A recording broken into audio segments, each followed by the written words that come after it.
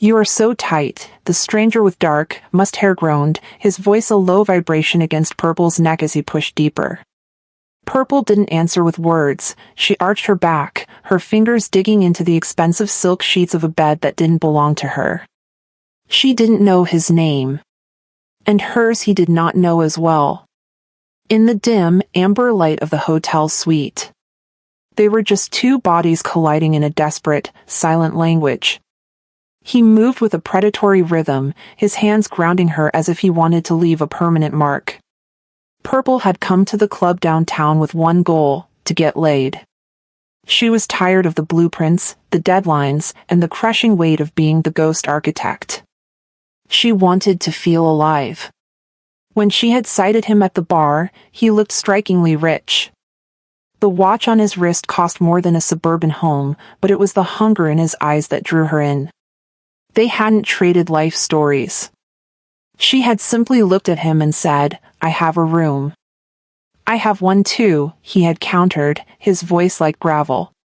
"Let's use mine." Now, as the heat between them reached a breaking point, Purple felt a strange flicker of something more than just lust. But she pushed it down.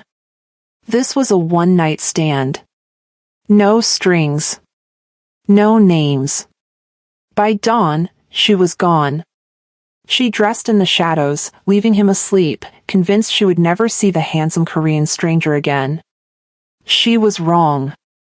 She hadn't just shared a bed with a stranger, she had opened a door to a man who has now become part of her life. The morning light was too bright, cutting through the heavy blackout curtains of the suite like a blade. One SI shifted, his arm hitting the cold, empty expanse of the silk sheets next to him. He opened his eyes, staring at the ceiling of his own hotel suite. Usually, he woke up alone because he stayed alone. He was a man of cold routines and ironclad discipline. He went to bars to drown the noise of his empire, not to bring the noise home. But last night was different. He sat up, rubbing his face. He could still feel the phantom heat of her skin. Something about that woman, the way she looked at him with zero fear, the way she demanded his room instead of asking for it, had dismantled his control. She was a stranger, a beautiful, dark-skinned ghost who had appeared in downtown Seoul and burned him down to the wick. He looked at the pillow where she had been. It was smooth. No note. No phone number. Just the faint, lingering scent of vanilla and something metallic, like graphite. "Why?" he muttered to the empty room. He was the CEO of a multi-billion-dollar tech conglomerate. Women didn't walk out on him. They lingered. They hoped. They waited for a check or a promise. This one had treated him like a temporary fix and vanished before the sun hit the horizon. Part of him wanted to call security, to pull the CCTV footage, to hunt her down just to ask her name. He stopped himself. No. It was a one-night stand. A release. He had a war to win against a rival who was getting too close to his secrets. He didn't have time for a woman who was already a memory. Across the city, in a high-end studio filled with high-end monitors and half-rolled blueprints, Purple gripped a cup of lukewarm coffee. Her fingers were steady, but her skin still hummed. She looked at the screen, the lines of a new structural design blurring. Every time she closed her eyes, she felt his hands, those heavy, powerful hands that had grounded her last night. His body was a masterpiece. Strikingly rich, yes, but it was the raw, silent intensity in his eyes that had made her stay. It has been so long, and last night this handsome stranger made her feel every bit a woman. "Forget it, Purple," she whispered, shaking her head. "He's just a guy with a nice watch and a better bed." She forced her focus back to the monitor. She had money to make. She had a legacy to build in Seoul. She buried the memory of the stranger under a mountain of data, clicking save as if she could lock him away in a folder she'd never open again. They had returned to their lives, convinced the fire was out, unaware that the smoke was already filling the room. The silence of one SI's office was surgical. His eyes fixed on a set of blurry, unauthorized photos of a building deep in the Gangnam district. It looked like a luxury apartment complex, but 1SI knew better. Hidden behind those reinforced concrete walls was a safe house belonging to June, the man who had built an empire on the bones of 1SI's family. "We can't crack it, sir," his head of security muttered, dropping a file on the desk. The blueprints were filed through a shell company. The architect is a ghost. No name, no digital footprint.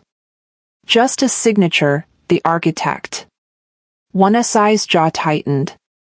"If the ghost won't come to us, we build a haunt," 1SI said, his voice cold and decisive.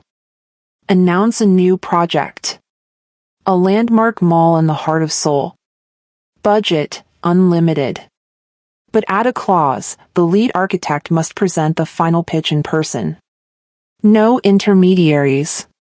Or video calls. Sir, the industry will think you've gone mad. The security risks. The fee is 15 times the market rate," 1SI interrupted, leaning forward into the light. "Greed always overrides a ghost's need for shadows. This ghost architect will definitely take the bait." In her studio, Purple stared at the screen until her eyes burned. Her bank account was comfortable, but comfortable didn't buy the kind of permanent safety she craved. Then, the notification popped up. A request for proposal from the 1SI group. The numbers on the screen made her breath hitch.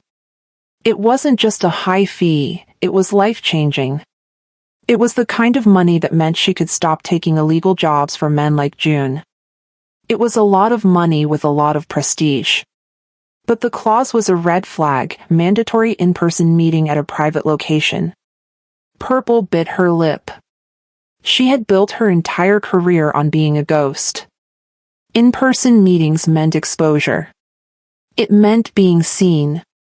But 15 times the rate? That was an obsession she couldn't ignore.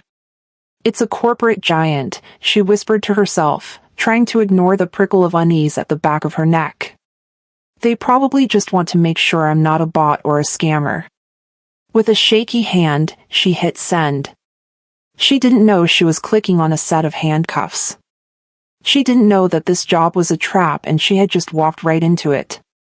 The air in the private car was thick with a sweet, heavy scent that Purple didn't recognize until it was too late.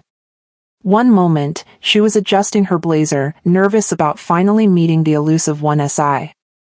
The next, the city lights outside the window began to smear into long, golden streaks. Her head hit the leather headrest, and the world went black. When consciousness returned, it brought a sharp, biting cold. Purple tried to move her hands, but they were pulled back, bound tight to the rungs of a metal chair. Her ankles were locked against the chair legs. A heavy blindfold pressed against her eyes, the fabric smelling of old dust and chemicals. "The heart rate is stabilizing," a muffled voice said. "Proceed," a second voice commanded, deeper, colder, and terrifyingly familiar. Purple felt a sharp prick in her arm. A needle. A serum designed to unlock the gates of her mind. Panic surged, a hot, liquid terror that made her breath come in shallow gasps. "Who are you?" she rasped, her tongue feeling heavy. "Where am I?" The man didn't answer. She heard the slow, rhythmic click of leather shoes on concrete. The steps stopped directly in front of her. "I heard you were a ghost," the deep voice murmured. "But ghosts don't usually have such a high price tag. Or such a beautiful silhouette." A hand reached out, fingers brushing against her temple before grabbing the knot of the blindfold. With one swift motion, it was ripped away. The sudden light blinded her. Purple squinted, her eyes watering as the shadows resolved into the figure of a man standing over her. He was framed by the harsh glow of a single overhead bulb. He wore a suit, his tie perfectly knotted, his face a mask of lethal indifference. Purple's heart hammered against her ribs like an imprisoned bird. "You," she breathed, the word escaping her as the serum began to hum in her veins. One-Asai's expression froze as his eyes raked over her face, her hair, the curve of her shoulders. The predatory hardness in his gaze cracked, replaced by a shock so profound it made him stumble back a half-step. "Why are you here?" Purple screamed, her voice echoing off the damp walls of the cellar. "Who are you?" One-Asai didn't speak.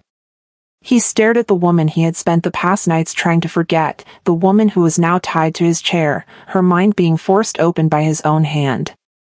The ghost architect wasn't a corporate spy or a faceless criminal. She was the woman who made him see pleasure beyond the surface. "Sir," one of his men stepped forward, confused by the silence. "Get out," One-Asai rasped, his eyes never leaving Purple's. "Everyone. Out. Now." The heavy steel door slammed shut, leaving One-Asai and Purple in a silence so thick it felt like it was choking the air out of the room. The only light came from the single bulb overhead, swaying slightly, casting jagged shadows across One-Asai's stunned face. Purple's head rolled back. The serum was a hot tide, pulling the truth from her lungs before she could even think to guard it. Her vision swam, but his face remained sharp, the man from the bar, the stranger who had held her like she was the only thing that mattered. "You're the architect?" One-Asai whispered, his voice a jagged edge of disbelief. He stepped closer, the scent of his woodsy cologne, the same one that had filled her lungs that night, hitting her senses. The one who designed June's safe house. Was that night a setup? "Did he send you to get to me?" "No," Purple moaned, her voice slurring as the drug took total control. "I didn't. I didn't even know your name. I just wanted. I wanted to feel something that night. It was just a bar. You were just a man." One-Asai's jaw tightened so hard a muscle pulsed in his cheek. He leaned down, his face inches from hers, his hands gripping the arms of her chair. "Then why did you design that fortress for a murderer? Why are you working for a man like June?" "I take the jobs," she whispered, a tear escaping the corner of her eye. "I don't ask. I don't ask who they are. I just built. I'm a ghost, sir. Ghosts don't ask questions. I do not know what he wanted that fortress for, I only designed as instructed. I just wanted the money." The raw honesty in her voice, stripped of all pride by the serum, hit him harder than any lie could have. He had spent years convinced that everyone was a player in a game of betrayal. But she wasn't a player. She was a tool, one that he had been prepared to break and discard. "What is your name?" he asked. "Purple, my name is Purple," she replied. "I was going to kill you," he confessed, his voice dropping to a private, dangerous frequency. "After the truth, I was going to erase the architect to make sure June never knew I was coming." Purple's eyes widened, the pupils blown huge from the drug. "Are you going to kill me now?" One-Asai looked at her, at the defiant curve of her lip even while she was bound. The fury in him was still there, a dark, roiling storm, but beneath it was a fierce, protective heat. He had marked her that night in the hotel, and the thought of anyone else, even his own men, touching her made his blood turn to ice. "No," he replied, his fingers reaching out to trail down her neck, feeling the frantic, uneven thrum of her pulse. "I will take you with me as a captive until I can confirm your story, then decide what to do with you." He pulled a small knife from his pocket and sliced through the zip ties. Purple's arms fell forward, limp and heavy. As she began to slide off the chair, One-Asai caught her, pulling her flush against his chest. "I'm not an evil person," she breathed against his suit, her consciousness fading as the serum peaked. One-Asai stayed silent. He hoped that this was true because right now, the last thing he wanted to do was take her life. The mansion was a monument of glass and silence, tucked away in the hills where the city noise couldn't reach. Inside, the room was beautiful, with silk wallpaper, high windows, and a door that only opened from the outside. Purple had been in this gilded cage for 7 days. Every morning, a silent maid brought a tray of exquisite food. Every morning, Purple left it untouched by the door. She wasn't just on a hunger strike, she was trying to prove she still owned the only thing he couldn't take, her will. But by the evening of the 7th day, the world began to tilt.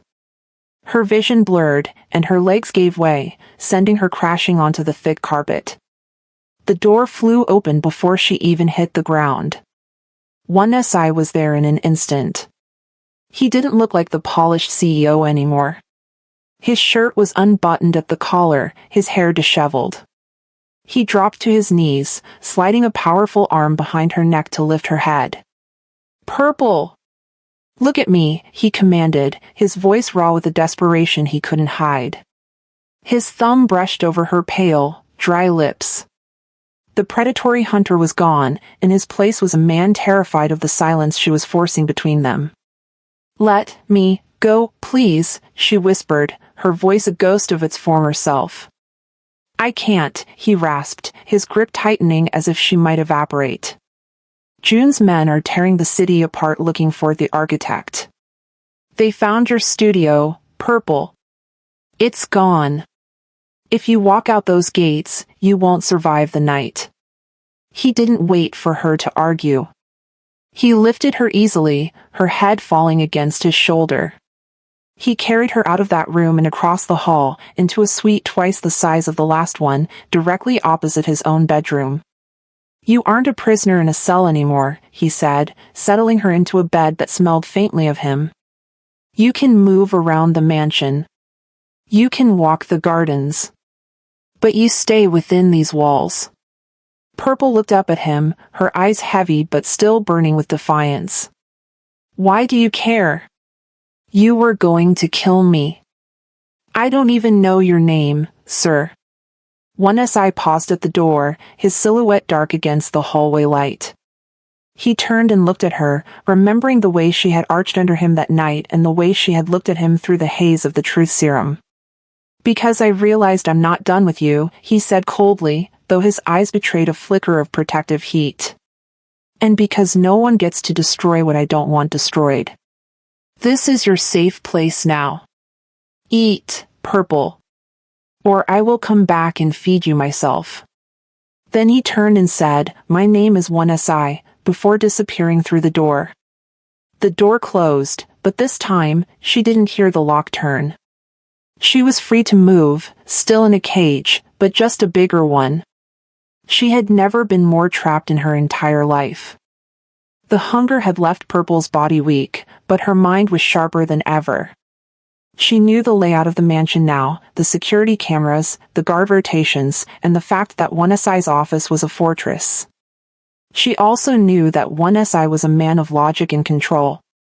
To break him, she had to attack the one place where he was vulnerable, his desire. It was a sick game, a desperate gamble born of weeks in captivity, but she was out of options. Standing in the center of her new room, she took a steadying breath and let out a piercing, blood-curdling scream. It ripped through the quiet of the hallway like a jagged blade. She heard the heavy thud of footsteps instantly. A second later, the door was thrown open so hard it hit the wall with a deafening sound. 1SI surged into the room, his eyes wild, his hand reaching into his jacket for a weapon that wasn't there. "Purple!" "What?" He froze. Purple stood by the window, the moon casting a silver glow over her skin. She was stark naked. She didn't cover herself. She didn't flinch. She stood, her eyes locking onto his with a defiant, shimmering heat. She wanted to shock him, to make him look away, to prove that his protection was just a mask for a man who couldn't handle his own hunger. The silence in the room became a living thing, thick and suffocating. 1SI's gaze didn't drop. It didn't waver. His eyes darkened, the pupils blowing wide until they were bottomless pools of desire. The shock on his face vanished, replaced by a slow, predatory intensity that made the air in the room feel like it was vibrating. He didn't leave or cover his eyes, instead. He walked toward her, his shoes clicking slowly on the hardwood floor, a hunter reclaiming his prize. Purple's heart hammered a frantic rhythm against her ribs. This wasn't the reaction she had planned for. She tried to take a step back until she was backed up against a wall, and there he was, already there in her space, his fully clothed body a wall of charcoal wool and radiating heat, a striking contrast to her naked one. He leaned in, his chest inches from her, his scent of sandalwood and adrenaline drowning out the cool night air. He tilted his head, his lips hovering just an inch from the sensitive curve of her ear. "It's like you want a repeat of that night," he whispered, his voice a possessive rasp that sent a jolt of electricity straight to her core. "Is that what this is, Purple? Are you tired of the talking?" His hand came up, his finger sliding into the hair at the nape of her neck, tilting her head back until she was forced to look at the raw obsession in his eyes. "Should I make you scream again?" He didn't wait for an answer. He leaned down, his lips brushing against the hollow of her throat in a slow, sultry promise that felt like a brand. Purple gasped, her hands instinctively reaching out to push him away, but her fingers only curled into the fabric of his shirt, her body betraying her by leaning into his warmth. One SI pulled back just enough to look into her eyes one last time. A dark, victorious smirk touched his lips. "Next time," he murmured, "I won't turn down the offer." He turned and strode out of the room, leaving the door wide open behind him. Purple stood there trembling in the moonlight, realizing she hadn't won the game. She had just reminded the wolf exactly how much he wanted the kill.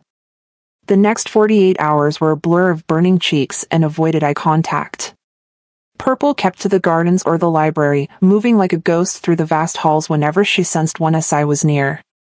The memory of him standing over her, unblinking and predatory, made her skin itch with a mix of shame and a hunger she refused to name. She was staring out a floor-to-ceiling window in the gallery when the air in the room suddenly dropped in pressure. She didn't have to turn around to know he was there. "You can only hide in the shadows for so long, Purple," one SI's voice echoed off the marble walls. "And considering I've already seen every inch of you, I'd say the shadows are a bit redundant." Purple stiffened, her back to him. "I was trying to make a point. It wasn't an invitation. It was a gamble," he countered, his footsteps slow and deliberate as he closed the distance. "And you lost." He stopped just inches behind her, his shadow swallowing hers on the polished floor. Purple finally turned, her chin lifted in defiance, but the words died in her throat when she saw the look on his face. He wasn't smirking. He looked lethal. "There is no need to be embarrassed," he said, his voice dropping to a cold, hard frequency. "We had a passionate night. We've shared a bed and a truth serum. But right now, we need to share reality." He stepped into her personal space, his hand coming up to rest on the window frame next to her head, effectively trapping her. "My security team just intercepted 2 men at your old apartment complex," he said. "They weren't there to serve papers. They had silencers and a gallon of gasoline. June isn't just looking for the architect anymore. He's looking to erase the only person who can identify the layout of his crimes." The color drained from Purple's face. The sick game she had played in her bedroom suddenly felt childish and small. The reality of the world outside these walls was crashing back in. "This is not a joke, Purple," one SI murmured, his gaze anchoring hers. "I am the only wall between you and a shallow grave. You realize that now, don't you?" Purple looked at him, at the man who had kidnapped her, drugged her, and wanted to own her, and saw the one thing she hadn't expected. Beneath the possessiveness, there was a raw shield. "I realize it," she breathed, her pulse thundering against the base of her throat. "Good," one SI rasped, his eyes dropping to her lips for a few seconds before he pulled away. "Stay in the light, Purple. I can't protect you if you keep trying to vanish." He turned and walked toward his office, leaving her alone in the gallery. For the first time since she came here, Purple didn't look at the door as an exit. She looked at the man walking away as her only hope for survival. One SI sat in the back of a darkened tactical van, his eyes fixed on the blueprints Purple had been forced to explain. Every vent, every hidden crawl space, and every reinforced latch was etched into his mind. He wasn't just raiding a building, he was dismantling a monster's lair. Alpha Team, move in, 1SI commanded, his voice powerful. Using the secret access points Purple had designed, 1SI's team bypassed the main security gates. They moved through the structure like shadows, invisible to the cameras until they reached the heart of the fortress, the Obsidian Room. 1SI kicked the heavy steel door open himself. The room was a morbid gallery. June, a man who treated cruelty like a fine art, had kept trophies, photos, personal belongings, and digital logs of every person he had ruined. In the room sat an encrypted drive. 1SI's breath hitched as he saw the dates on the files, 10 years ago. The night his parents died. June hadn't just killed them, he had recorded the downfall of the 1SI legacy to reminisce on during his lonely nights of power. I have it, 1SI whispered into his comms, his knuckles white as he gripped the drive. Gather the rest of the evidence here. Suddenly, the building's silent alarms flared. Red light bathed the corridors. June had been alerted. 1SI sprinted toward the extraction point, his heart hammering a rhythm of pure, unadulterated rage. He caught a glimpse of a figure on the rooftop, June, his face twisted in a snarl of realization. But before the tactical team could close in, June disappeared over the ledge into a waiting, unmarked helicopter. He was gone. The drive was secure, but the man was MIA. 3 hours later, 1SI stepped into the mansion. He was covered in soot, his tactical vest discarded. Purple was waiting in the foyer, her face pale, her hands trembling as she looked at him. Is it over? She asked, her voice a mere thread. The evidence is being uploaded to every major news outlet in the country as we speak, 1SI said, walking toward her until he could feel the heat radiating from her skin. The world knows what he is. His empire is being dismantled by the authorities, and his assets are frozen. He stopped inches from her, his eyes dark with a protective, obsessive heat. He didn't tell her that June was still out there, a wounded animal with nothing left to lose. You did it, she breathed, looking at the man who had turned a quest for revenge into a mission of rescue. No, 1SI murmured, reaching out to brush a stray lock of hair from her face. We did it. For a moment, the war was forgotten. There was only the heavy, golden weight of the silence between them and the terrifying realization that they had become each other's only sanctuary in the wreckage. The mansion gates stood open, the morning sun reflecting off the iron bars like a promise of freedom. The air was crisp, but the silence between 1SI and Purple was heavy, thick with the weight of everything they hadn't said. 1SI stood by the black sedan, his hands shoved deep into the pockets of his overcoat. He looked every bit the untouchable tycoon again, but his eyes were anchored to Purple's with a deep intensity. You are free to go now. Your identity as the architect was killed in that fire that June's men set in your studio. 1SI said, his voice flat and professional. The authorities have June's top lieutenants. Now. Purple adjusted the strap of her bag, her heart performing a frantic, uneven dance. She looked at the man who had kidnapped her, drugged her, and ultimately saved her. She wanted to tell him that the cage had started to feel like home. She wanted to tell him that she did not want to go back to her world, because she has become too invested in this one. Thank you, she said instead, her voice steady but her pride acting as a shield. For everything. She turned to walk toward the car, but a sudden, sharp movement stopped her. 1SI had reached out, his hand hovering inches from her arm before he caught himself. His fingers curled into a fist. Wait, he rasped. Purple froze, her breath catching in her throat. She turned back, hope sparking in her chest. Yes? 1SI stared at her, the mask of the billionaire tycoon finally cracking to reveal a man who was falling apart. He wanted to tell her he did not want her to leave. He wanted to tell her he still thinks of that night and of the dareish move she pulled in her room. He wanted to say that she has entered his world and left a permanent mark. Nothing, he whispered, the word sounding like a defeat. Just, stay safe and no more shady jobs. Purple nodded, the rejection stinging more than the truth serum ever had. She climbed into the car and drove away, watching his silhouette in the rearview mirror until he was a tiny, solitary point against the massive villa. An hour into the drive, Purple pulled over at a rest stop overlooking the Seoul skyline. She reached into the passenger seat to grab her phone, but her hand hit a thick, manila folder she hadn't noticed before. She opened it. Inside was a deed, the Mall of Seoul project. It wasn't a fake project used as a trap. It was real. And her name, Purple, was listed as the sole proprietor of the architectural firm. He hadn't just given her freedom, he had given her the job. Her hands trembled as she pulled out her phone. She dialed the number she had memorized during her week in the mansion. 1SI, she breathed when he picked up on the first ring. I told you I don't accept anything less than the best, his voice came through the line, low and possessive.